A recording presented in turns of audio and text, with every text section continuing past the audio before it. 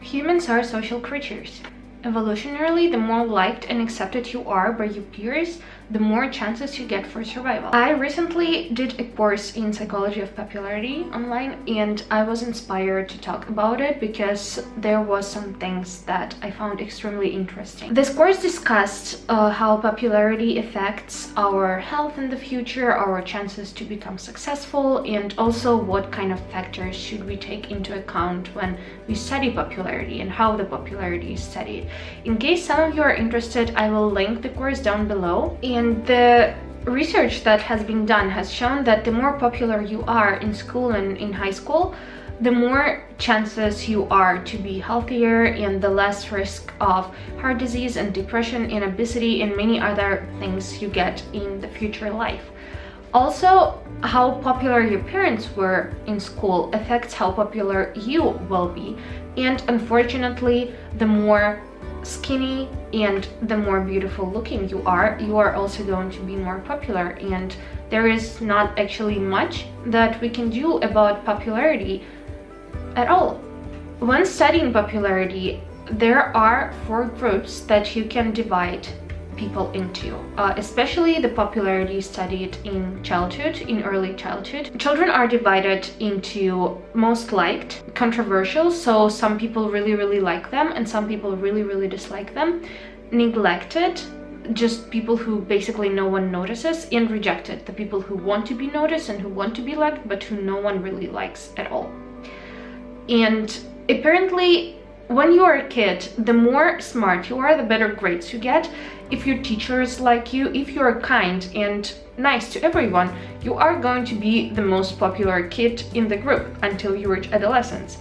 And also the studies have shown that if you take a kid who is popular in school and put them in a completely new situation, in a completely new group, most likely he will still be popular. So basically, taking your kid from one school to the other, if they are not popular, doesn't really change much. They did a lot of experiments, and it's really interesting how children who never met each other and children of each group, popular and popular, rejected, neglected, and controversial, were put in a group of different skin color, different ages, different upbringings, and still the popular ones still were popular and the unpopular ones were still unpopular. And I think that on one hand, it is really sad that we cannot really do anything about it, and on the other hand, it is extremely interesting how this works. When children grow up, everything tends to change as soon as they reach puberty. So if you have seen Mean Girls or Gossip Girl or any other American typical school movie or series, you will know that the more controversial the person is, the more popular they are. So now it is not anymore considered cool to be the teacher's pet, or it's no more considered cool to have good grades. Although if you do have good grades but you don't appear to be concerned about it a lot, so if it doesn't feel like you're trying too much, you still can be popular. But the children who try too much, the children who are liked by their teachers, are not popular anymore. And usually children do not change their groups from rejected or neglected in adolescence. So basically, if you are rejected or neglected as a young child, you're kind of doomed for life, because also the research shows that in the work environment, usually the people who were least popular in school are also least popular. Of course, there are exceptions, and of course there are people who are not really popular in school and then they find their own group and become popular, but research shows it doesn't really happen. I come from a country where we don't really have this division in high schools like they do in the United States. We never really had the Mean Girls clique. We never really had division to popular and unpopular. There were, of course, some children who were more popular and had more friends and had more influence, like on other people's opinion, but there was never really this like huge division between super mean and popular and unpopular but nice, or good students who were bullied or anything. I don't even remember anyone being bullied in my class, so in that sense I was really lucky. But for me it is really interesting because a lot of people are so obsessed with being popular, and a lot of people want to become as popular and influential as possible, especially nowadays with the social media and all the influence that we get from it and all the commercials. But apparently the less you care about such stuff, the more popular you are. So the kids in school and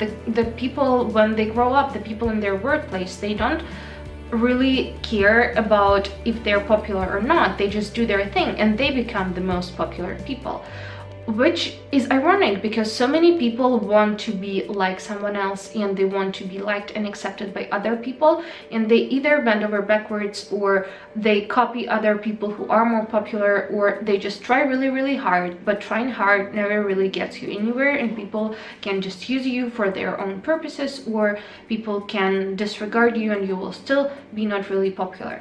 And this takes me to the next part of this video, where I want to discuss individuality and authenticity and why it is important in my opinion.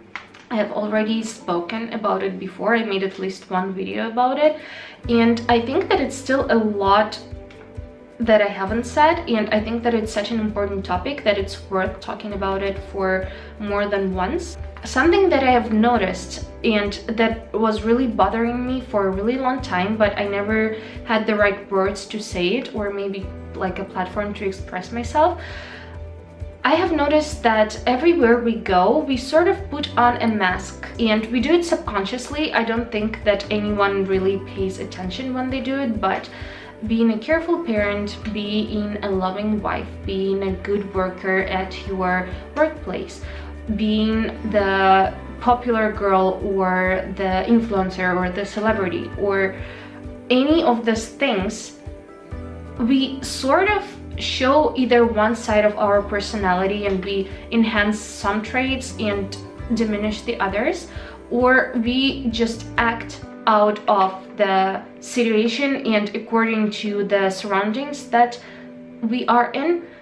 And even throughout the day, you will notice that you are different with different people and in different situations, and to an extent I think that it's totally normal, because as I said, by the evolution, our survival instincts tell us that we need to be accepted by the group, that we need to be appreciated, and that the more liked we are, the more chances we have for survival and for reproduction and all of that stuff. But we still pick up mannerisms and facial expressions, clothing styles, haircuts, you name it, from the people who surround us. There is a saying that you are the average of the 5 people that you spend your most time with.